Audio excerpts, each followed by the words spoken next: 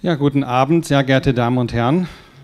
Mein Name ist Willi Kritz. Ich bin hier Hochschullehrer für Leadership und Change Management an der Fachhochschule und darf auch unser eigenes Zentrum für Serious Games koordinieren. Und in dieser Funktion darf ich heute die Moderatorenrolle übernehmen. Ich darf Sie ganz herzlich begrüßen im Namen des Fachbereichs zu unserer Veranstaltung in der Reihe Blickpunkt Wirtschaft, im Namen von unserem Fachbereichsleiter, der da hinten gerade die Treppe hinaufgeht, Dr. Markus Ilk, und auch im Namen von allen Kolleginnen und Kollegen unseres Fachbereichs. Ich freue mich auch, dass ich viele ehemalige Studierende und auch aktuelle Studierende sehe, aber natürlich, dass Sie alle heute Abend gekommen sind zu dieser Veranstaltung. Wir haben einen spannenden Vortrag vor uns, gefolgt dann von einer Diskussion, einer kurzen Diskussion. Danach dürfen wir Sie auch zu einem Get-Together noch einladen. Ich möchte Sie darauf hinweisen, dass die Veranstaltung aufgenommen wird, allerdings nur der Teil des Vortrags. Die Diskussion nachher wird nicht aufgezeichnet oder aufgenommen. Bedanken möchte ich mich auch vorab bei Michaela Ketmann, die alles wie immer professionell auch organisiert hat. Der Vortrag selber findet in englischer Sprache statt, weil unser Gast spricht Englisch. So I switch to English now. Ivo, it's a great pleasure to welcome you here for our public lecture. It's about change, why change is difficult and how serious gaming can help. Let me introduce you a little bit our guest, Ivo Wenzler. He was born in Croatia. He is an architect. He earned a degree in urban planning and specializing also in urban simulation gaming at the University of Ann Arbor in Michigan in the United States.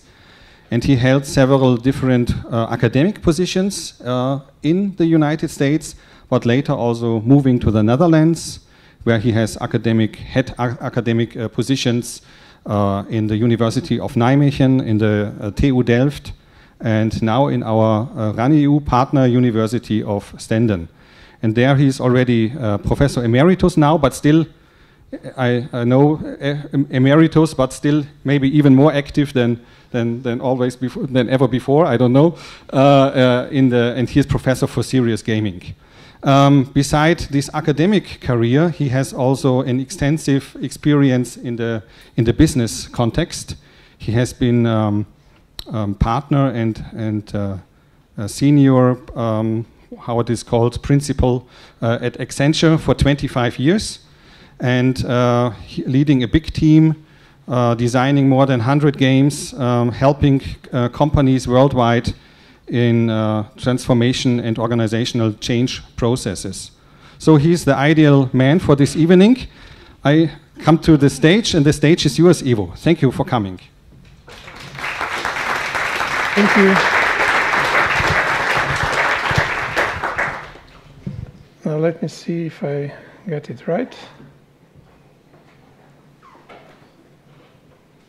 Because it should be a full screen, but it is not.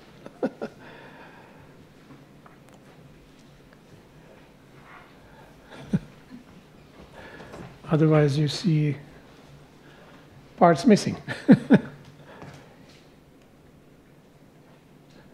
Okay. Okay.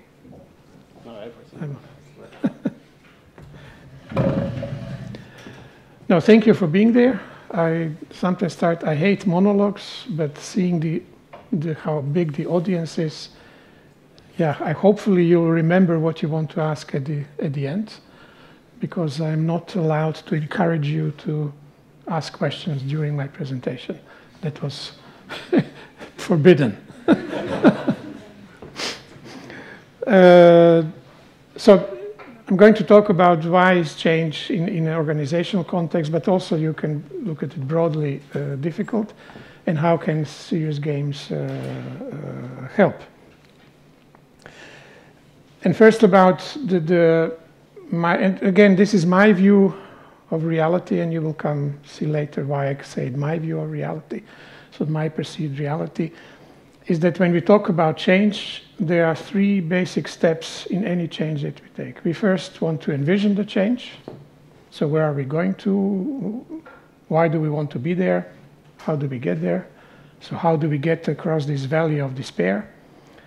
Then we have to enable that change, which means that we have to build the skills and competencies and behaviors that are required for the change. And once we are there where we want to be, we have to live that change, which means that we have to ensure that we don't fall back.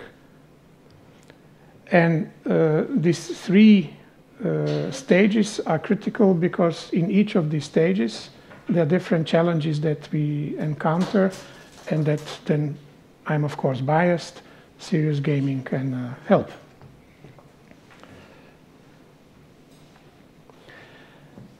This might be the most difficult part of my presentation. It's, and again, I'll try to say why is it relevant, is that if you think about what you perceive as reality, you experience something in your daily life, in your organization or private, you reflect on that experience, and reflecting on that experience, you get insights. Oh, we need to change something, or we need to do something differently that we have been doing. Those insights we correlate to the different models of reality that we use. Some of them are in our brains, some of them are on the paper, but we always interact with what we perceive as reality via different models. Language is also a model of reality because it doesn't capture the full complexity of the reality. Conceptual models, mental models. And via these models, we translate those insights into an action for design. This is what we think we should be doing to actually change, to actually enable change for however big and however small. This is happening every nanosecond of our lives in our brain without us noticing, but sometimes we do it more explicitly. And it is how we perceive our reality. It's a continuous going in circles. We experience something, we get insights, we try to make sense of those insights and models, action, implement it in the. But what we sometimes don't realize is that actually what is happening in our brain is a simulation of that reality. So when I'm talking to you, what my brain is continuously doing is it continuously creating a whole series of simulations of what do you want to hear, what do I want to say, what is going to happen if I move forward, what is going to happen if I move. It is my brain is continuously creating a whole series of hallucinations about the possible future. When the light and sound and things come to me, that is being matched with past experiences, or experiences from the past, or the knowledge of learning from the past, with the simulation of future. There is a match, and then we act. So if that would not be the way that we function, we will be always too late for whatever we do. So our brain is continuously preparing us. So for instance, if something happens that our brain did not prepare us for, we experience it as surprise. So, and then there is a slight pause, and then we act. So the simulated reality is something that is continuously happening in our brain, but sometimes we try to externalize it and create instruments that will help us simulate before we act. And serious games are one of those instruments where you can see a storytelling as a way to simulate future reality. You can see the simulations, the computer simulations, the drawing things. But serious games is just one of these simulated realities. And why is this important is that we should not have the illusion that we actually always know what we are doing.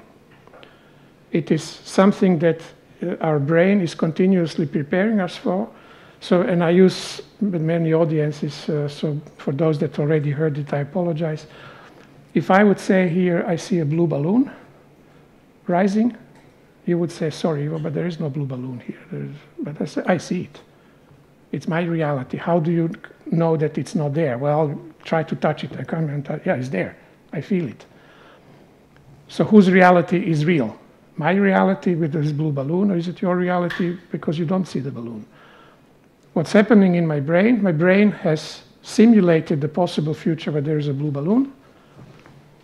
The light and sound and all the inputs that are coming from the environment are not strong enough to sort of change that model of the future, and that becomes my reality. And it doesn't make sense to tell me, Ivo, you're crazy. It doesn't. But that's like schizophrenia work that way, is that becomes my reality. My brain creates reality. And because each of us has a different brain, each of us perceive reality differently. And that is important concept when you talk about managing change, is that we try to manage change of the organizations, of the teams, of the groups, but you have to be aware that everybody is perceiving reality in a different way. And it is not our way. It might be their way. It might be completely different way.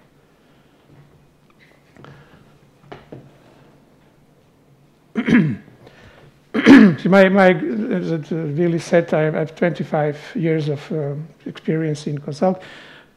For those that don't know Accenture, but it's a sort of a ridiculously large consulting organization, I think 700,000 people worldwide, and really dealing with or helping clients with large transformational change programs. And in that, throughout this experience of a quarter of century, I came to the realization that there are some fundamental reasons why changing is difficult. It is not that people don't want to change or the organization don't want it, that people are stupid or ignorant, but the change in itself is difficult. And there are some reasons, fundamental reasons why it is difficult. From a structural point of view, behavioral, systemic, or individual. And we have distilled this through our work in 9 different reasons. And why it's important to try to understand that today is because we don't have really an option. We cannot not change. Change is eternal, and change is something that is happening every nanosecond of our life. Our cells are dying, new cells are being created. Everything is changing around us. And if you don't like the change, what some organizations try to say, no, we don't need to change, they become irrelevant very quickly. Because the change is sort of a basic requirement of our existence as individuals, as families, as organizations, as societies. Things that don't change, they die. As simple as that.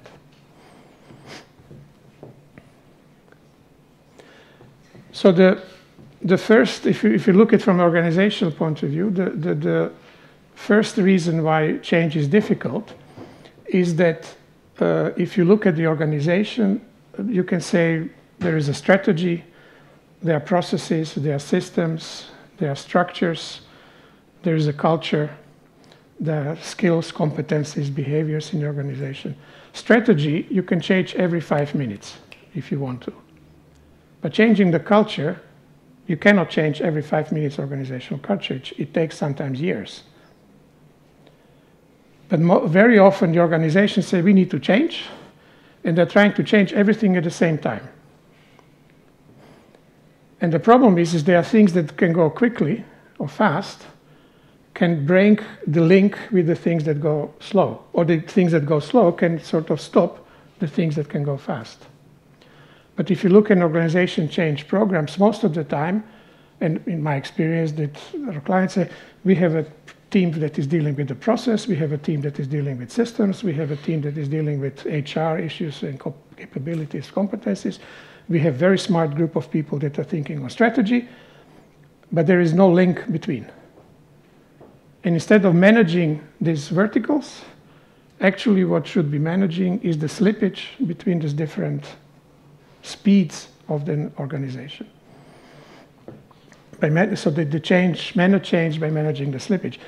Given an example, that is in a change experience game for the large global energy company, where it was important to get insight into challenges and benefits of the new way of working. It was about recruiting processes in global organization. And we use the game as a sort of metaphor, because it's obviously they're just putting boxes together and with different meaning behind every. So they have to cut the paper and fold the boxes and then create sort of the simulation of the whole recruiting process. But it was important to increase the stakeholder engagement and resistance to change by helping them understand how different components of the desired change cannot change as quickly as the others. And if that realization then happens, it helps them actually devise the ways of how can we then manage it. Because we should not ignore it. If you ignore it, it won't work. If you put priority on something else, so how do you manage that? And the game was a way to sort of demonstrate in I think it lasts half a day, an experience, to get them to the aha effect. Oh, okay, now we understand why in this simple simulated world it doesn't work. Then how can it work in our more complex, larger context? And you will notice by now that I love quotes and pictures.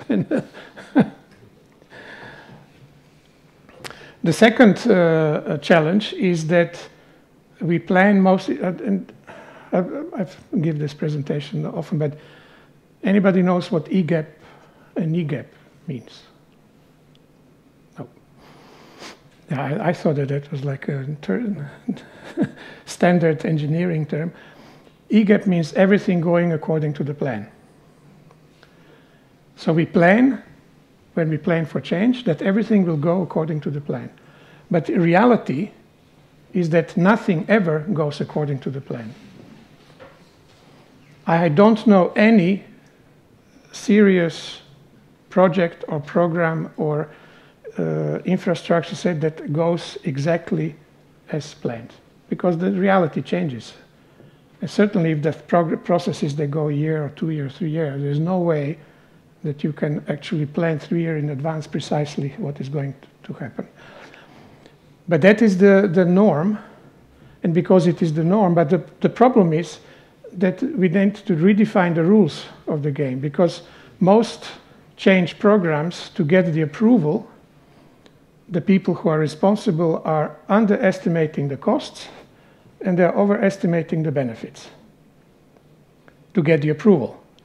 And once the approval is in, they can say, yeah, but there isn't a need for something because we didn't, or the value of the currency is changing, or there's an oil crash. They come sort of unimaginable number of excuses to actually say why they didn't do it right in the first place. And what does it mean is that sort of instead of planning for certainty, so we are certain this will happen, the organization has to have the capability to plan for uncertainty. Which means that when you are planning for change, you have to incalculate, you have to count for uncertainty. Because there will happen things that you did not plan for or that you did not expect. So how adaptable your plan is. This is example is in a business resilience game. Again, for the large group of, you can see it, it's an energy company. I cannot hide it, but that's the only photo I have. Is that there is a research that I did on organizations that were older than 200 years. And there are certain components of why we think these organizations survived so long, so they must be doing something right, otherwise they would disappear.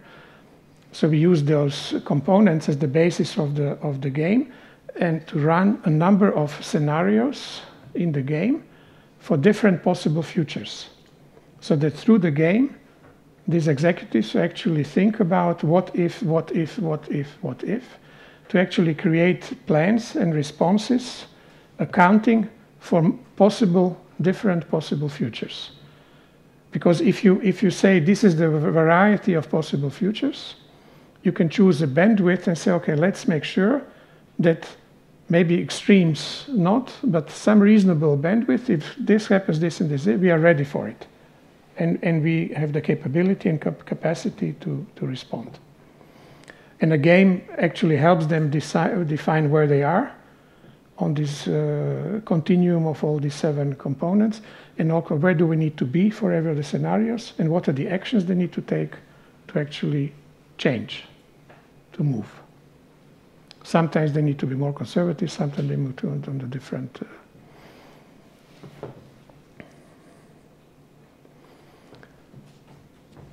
The number 3 is that change always implies conflicting interests. I haven't had the experience of any change, even if you talk about change in a small change in your family or in your friends, that everybody from the second one says, yes, we all agree, that's it. There are always some interests which are expressed. There might be conflicting in a big way, there might be conflicting in a small way, but it is illusion to think there are no conflicts. Every change brings conflicts. But then the challenge is, how do you create a win-win situation? How do you sort of institute and design the change and implement change to sort of make sure that not all of the stakeholders feel left out, so that there is something in them to support that change. So to minimize the conflict. And the key is how to minimize the value of despair, because if you think about change, it's first, oh shit, we need to change. There comes denial, and then slowly you're climbing up, and then you come to the successful end of that particular change process. And how do you minimize the value of despair? How do you minimize the pain that is required because you are changing? Because no pain, no gain. If you are not, anybody who sports can agree, if you don't feel pain, you're not really progressing. If you don't feel pain in your muscles, you're not running fast enough, or you're not. So every change requires investment in energy, and sometimes that investment is uncomfortable because we need to go beyond our perceived borders, our perceived what we think we can and what we think we cannot do. And that is uncomfortable, and that creates sometimes physical, sometimes psychological. And the clue is how to manage that process so that we don't disconnect, but that it really try to go beyond what we think that we at the moment can. It is in a game about reducing CO2 emissions for the large European cities. It lasts about a day, where different players play different roles in a city. The distribution companies, the generation companies, the network companies, the municipality, the house owners, the housing corporations, the technology all the different stakeholders. And the aim is that they get insight into the complexity of energy transition and actually how they are dependent on each other.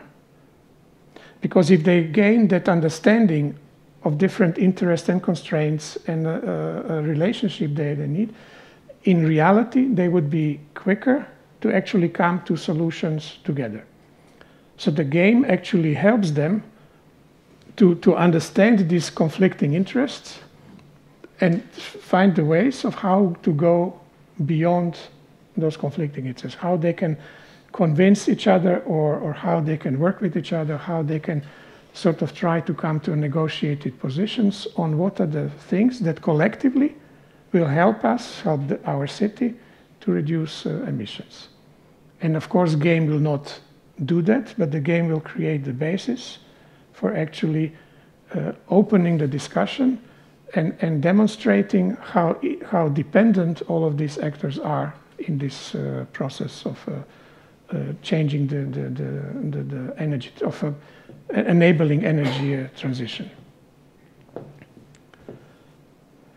And this is one of my favorite people, Ashley Breland, with his quotes. Challenge number 5 is that if you look at the nature, the most successful systems in nature are actually symbiotic relationships. We are a symbiotic relation between what we believe is us and the bacteria. Some people think bacteria is actually the main part and we are just the carriers. But it's a symbiotic relationship that makes us successful. And other systems in nature, if the symbiotic, they are most successful. So how can we initiate change? Because change requires symbiotic relationships, because no organization is alone in their ecosystem. Is how can you deliver the success by networking? So how networked you as an organization are.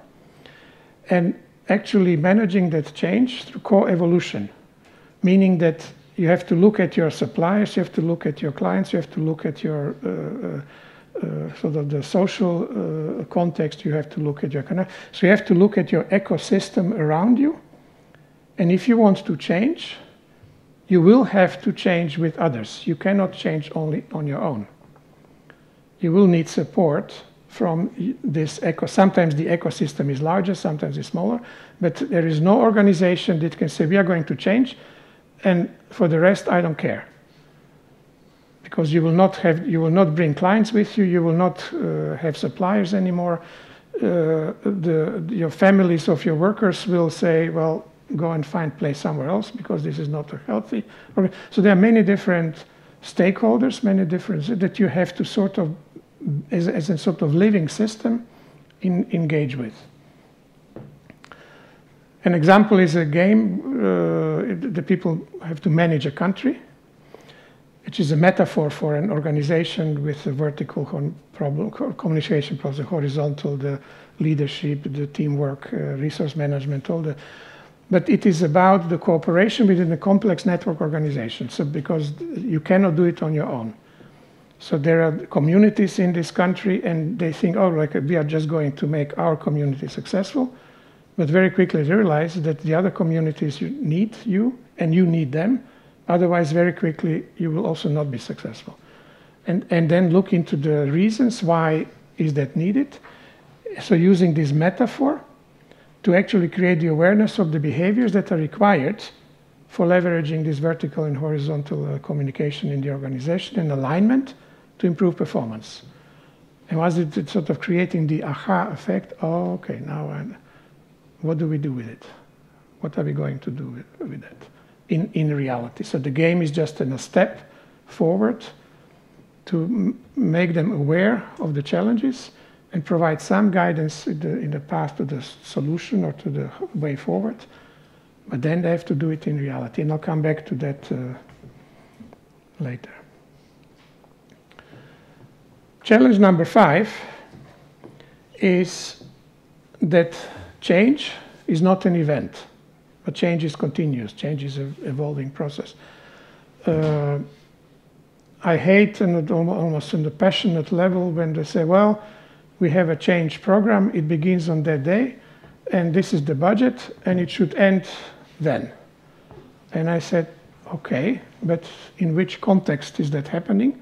Because you cannot take it out of the context and say we have a change initiative, which have a fixed beginning, fixed end, fixed budget, fixed everything is done, without any connection to the rest of the changing organization, changing circumstances. So that looking at the change as a project is the recipe for failure, unless you try to understand the context within which it is happening. Because the change programs or projects or initiatives are never on their own. Of course, you need to manage in the terms of budgetary and the commitment of people, and you need to sort of slice it. But if you don't think about linkages with the rest, it won't work, because it will be disconnected from reality. And it is almost a philosophical point of view to say that the change is continuous, and the change is not an event. And because it's almost like in a fairy tales, and they will be living happily ever after. But it never says that they will die. No, they will ever after. But what is ever after? Is it a year, or is it 200 years? Or what? So even in the fairy tales, they try to avoid this discussion that actually there is nothing, we have done it, and then that's it. And then everybody will be happy ever after. No, because the change is forcing us to continuously reevaluate what we are doing, and also in organizational context. And one of the most difficult part is that the change means that it's not only me changing, but I'm also imposing change on my ecosystem partially. And most of the time the clients. And the question is, do I really understand actually how what I think should change impacts the clients? And do I understand how the change they are initiating impacts me? And to develop a plan of how to engage in that process with the clients or with the suppliers or with my ecosystem, you need to sort of help understanding what are the needs. How do they interpret their reality? We're coming back to the perception of reality, because maybe I think that this is what they need, but they have a totally different perception. But if you don't engage, if you think that you know all the answers, then most likely you will fail. But when you engage, you need to be able to communicate on the same level. You have to be able to understand each other. And it is very difficult to do that in reality, because in reality we always hide behind our own perception, what we see as reality. But if you put them in a game, the game is totally different reality. It is not real, it is a game. The people are much more open to actually start discussing issues which in reality they would be afraid to do, because then you are protective, or you don't want to see that you don't understand, you don't want to. So in a game, people are much more freer, and that helps them actually develop an effective change plan, because it is safe. It is in a safe environment of a game. And the importance of this game is that we did it for the directors of production facilities, global production facilities of a large global chemical company. And there's a nice anecdote I'll tell you a little bit. But it's about generating insights which they can transfer in actually their individual facility organizational change process. The anecdote is, it was in Belgium, many tables, and the game is that I am a 2-year-old. And I have this thing which I put in the mouth as a little kid sometimes. So I'm playing a child, 2-year-old, very smart child, but still a child, that wants to save his kindergarten. And the whole sort of scenario for the game is a complex organizational change question, but sort of using the metaphor of a kindergarten and me as a client that I want to save my kindergarten. With some friend of mine, with the director of the kindergarten, with my parents, and so there's a whole set of facilitators with me. And people divided in groups, and they have to come within a day, they have to come with a change plan for that kindergarten. It's a very complex scenario hidden inside that story. But the core of it is that when you try to discuss change, do you really understand the person that is asking you to help him or her to change? What are the key requirements to actually be engaged with the client? They had to, because the story goes, I'm a 2-year-old, I cannot read, I have a limited attention span. My parents want me to sleep, sometimes eat. You have to manage well my time. And at the end of the day, you have to present your plan with the 2 A0 sheets of paper. I have stolen some magazines from my grandmother. Here are some scissors, some colors, and a glue.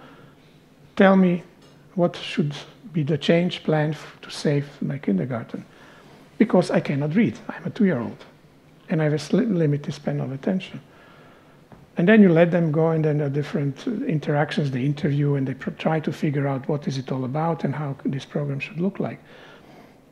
At the end of the day, every team had these 2 sheets of paper. One team had nothing.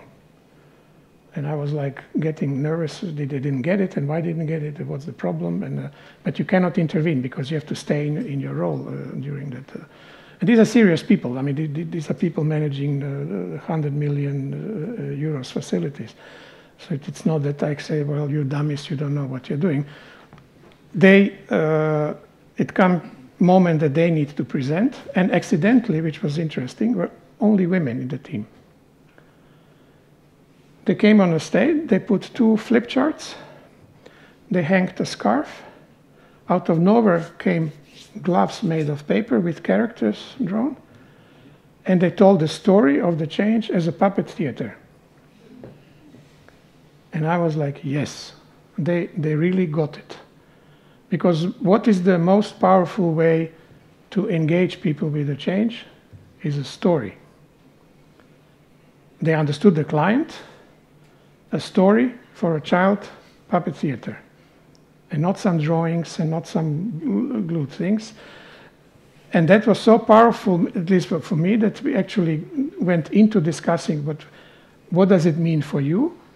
And there the whole change strategy that came actually changed into we need to tell stories to our people. We need to create the perception of the future. It's not about these steps we are following and this is the process and this is what we are going to do. Tell the story. And that's, again, and I am, of course, biased. That's the power of gaming. Number 6, if you look from a theoretical perspective, there are different theories on how to enable change. And I use maybe slightly derogative term, and there is one set of theories which is the carrot and the stick. So if you reward enough and if you punish enough, the change will happen. It doesn't work. Believe me, I worked in a very commercially oriented organization. It doesn't work. The second set of theories are the theories which I call the hugging the tree theories, which is we go all of together and inclusive and engaging and we love each other eternally and somehow that will help us change. That doesn't work as well. To the certain level, you all feel good, but actually there is no real change happening.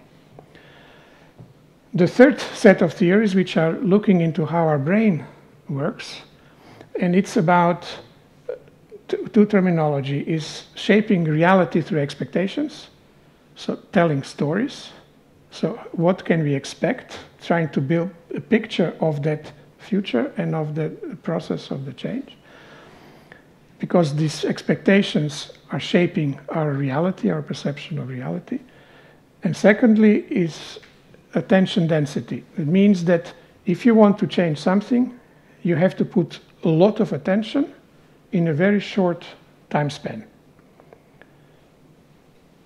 Because if you let it sort of be a parallel process of your daily life, it will be very difficult because then you become schizophrenic. You become sort of 2 personalities. So one half of me is changing and the other half has to do what I've done every day. And an example, not related to this game, but in a game that a large program, change program, large energy distribution company, everything was changing. The processes, the systems, the people going to different places, work, competencies, skill, everything was changing. It was a huge program. We created a 2-day day-in-a-life game to sort of help them understand the new way of working, to try to motivate people to start thinking in a new way. With the intention that week after, everything will go live.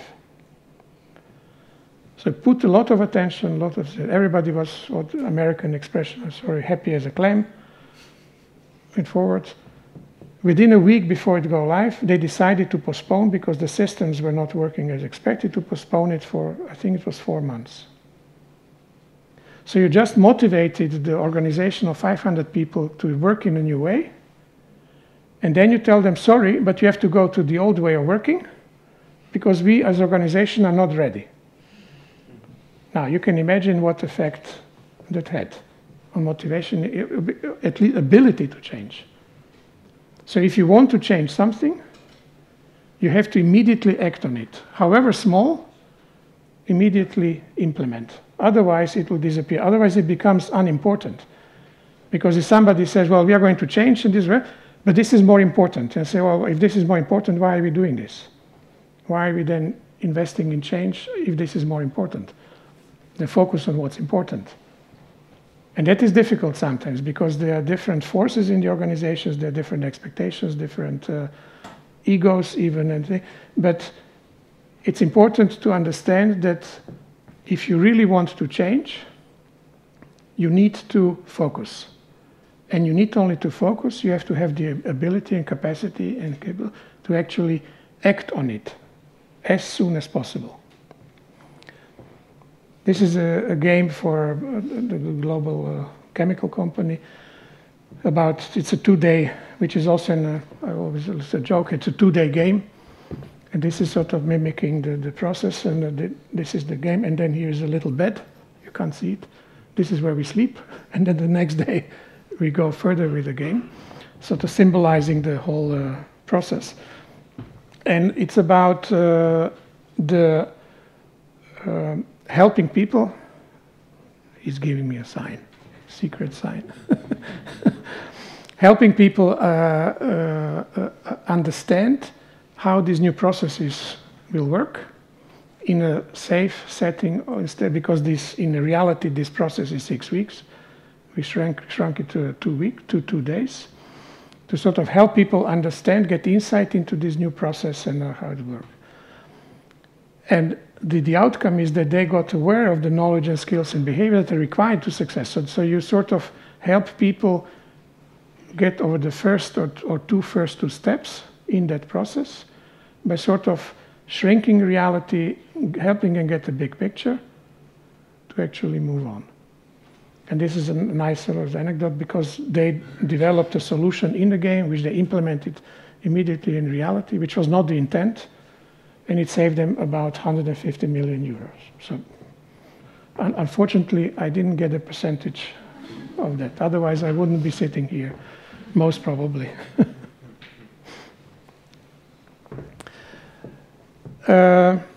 Why is change difficult?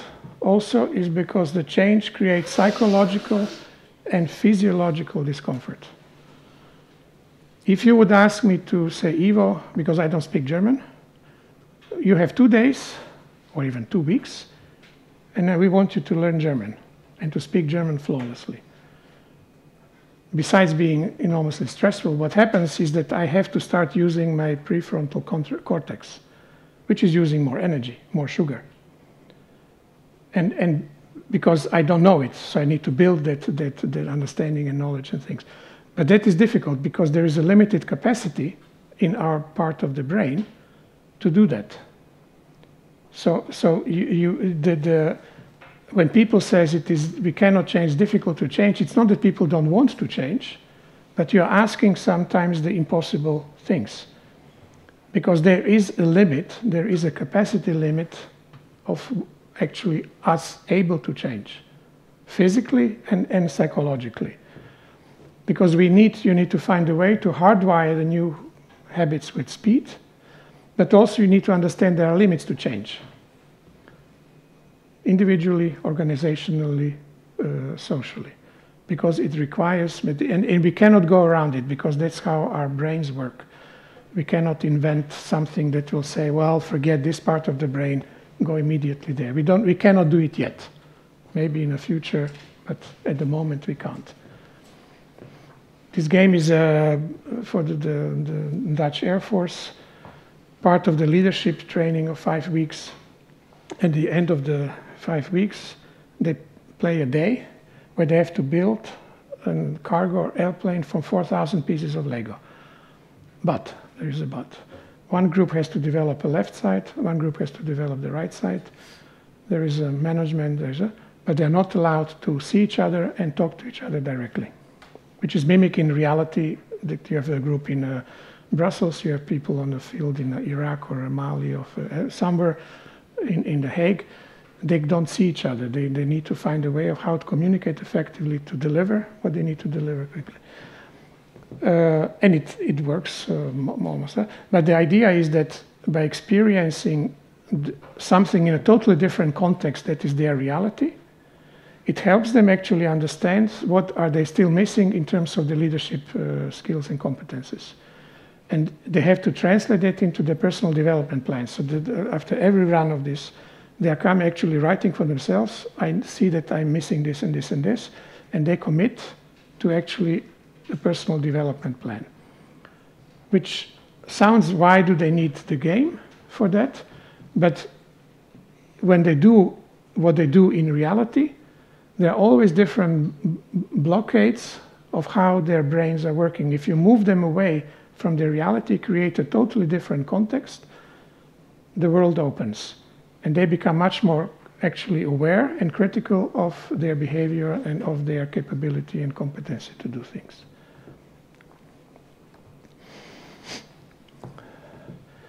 Another reason why it is difficult is that there is a paradox in learning.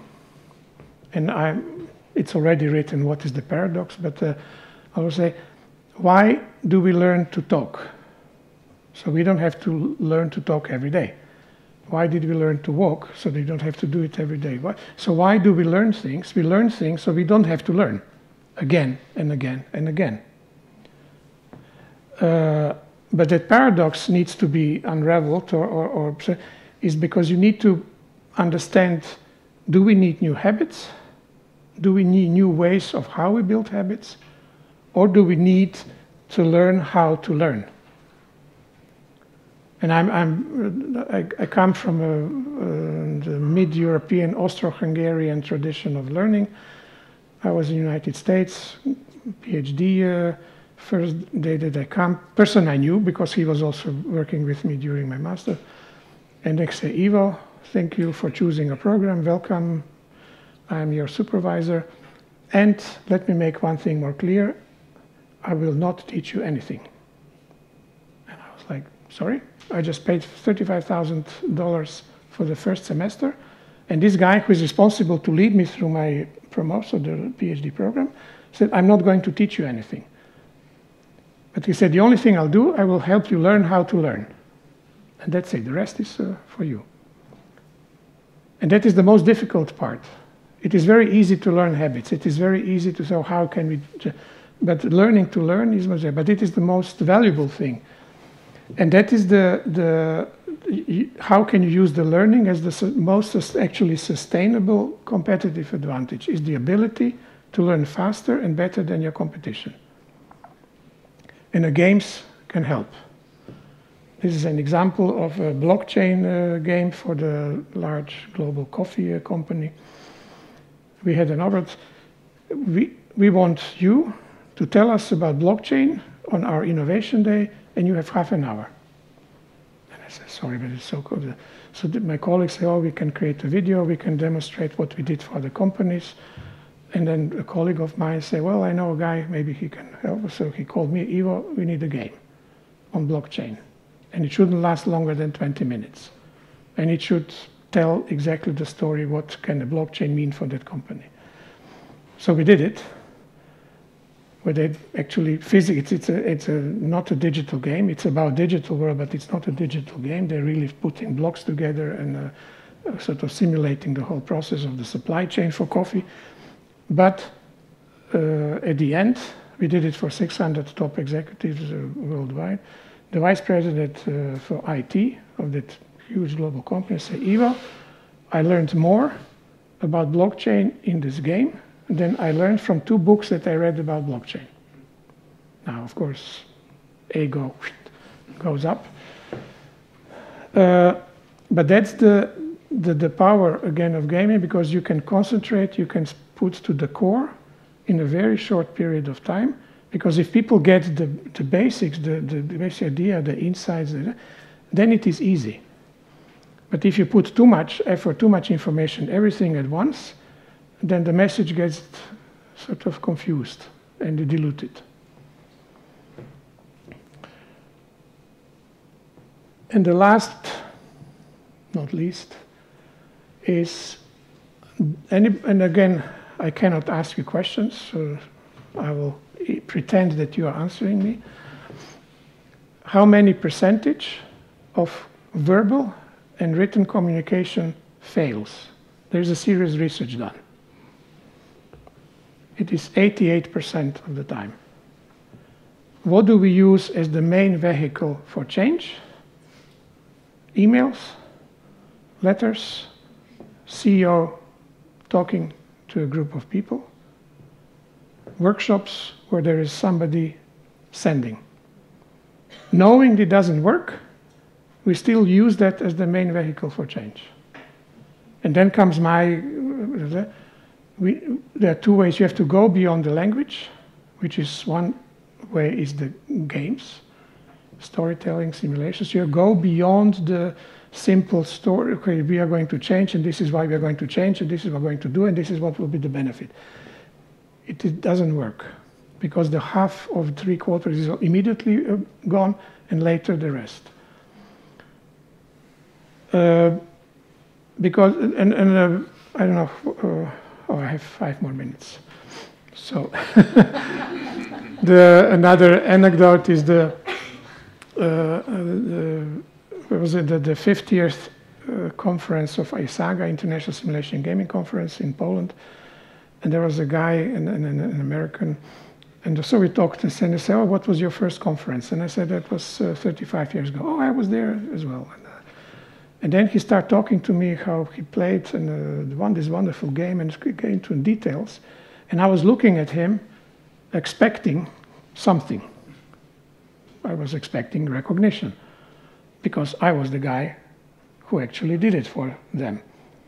Now, he had no idea who I am. He forgot the presentation totally, my story I was telling, but he remembered the game 35 years later to the extreme level of detail, because that game makes so much impact in the neural circuitry of his brain that remain vivid 35 years later.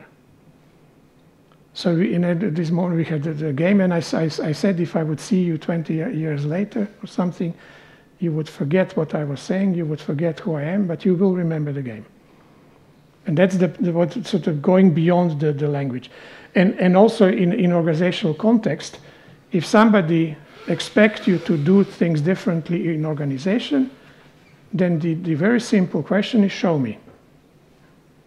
So if the CEO tells you to change, or the director or the manager, and I say, show me.